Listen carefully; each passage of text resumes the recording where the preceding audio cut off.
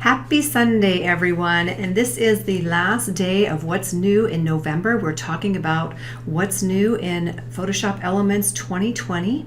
And the weeks before this, I had a couple classes that were a few minutes long as far as the Sunday snippets go. We talked about the smoothing of the skin. We talked about object removal. And there's one more that we had. The week before that was colorize photo. So here's the last one. We're going to talk a little bit about the pattern brush.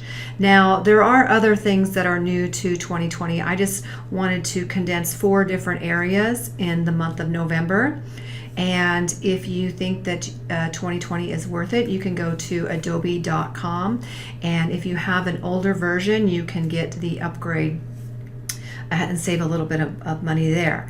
Now, sometimes they do have on Black Friday, sometimes they do have specials, so we shall see.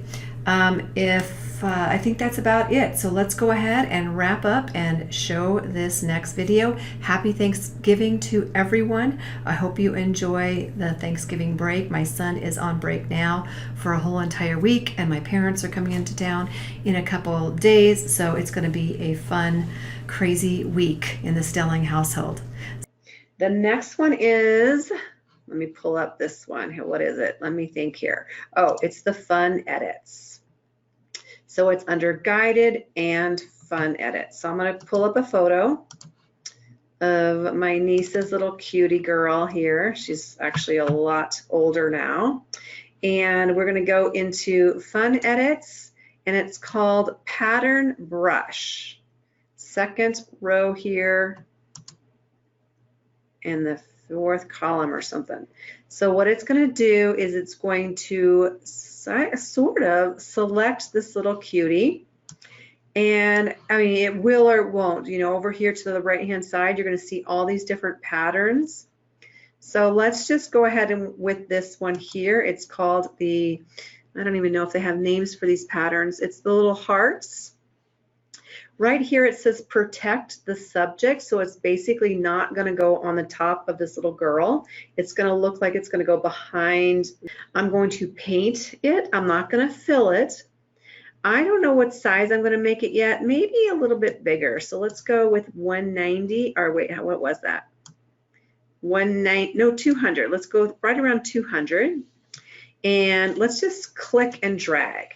So if I don't like that, I can always Control Z to undo it, or I can just go and I'm going to do the size a little bit smaller. I'm going to scatter it a little bit more. I'm going to take the opacity down, and let's just see what happens there. I'm just clicking and dragging all around. I can keep layering it if I want to. I can choose a different pattern altogether.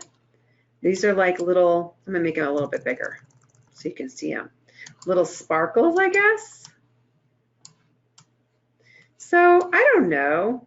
Would any of you think you would use this? I'm not so sure I would. I don't know. Let's just try some more things. Yeah, you can also, I'll show you how to use it in the earlier versions. That's kind of cool. And you can change it with each layer. Here's one that's fall leaves, kind of cool. So yeah, you could do it on a card. That would probably be, what's this blur thing? Oh, okay. I see. I didn't use that earlier. So you can blur the background if you want to. So taking that, and then you can refine the blur as well. Yeah, you could use it on a scrapbook page. I guess it would be kind of cool. Let me close out of that and do it in the earlier versions.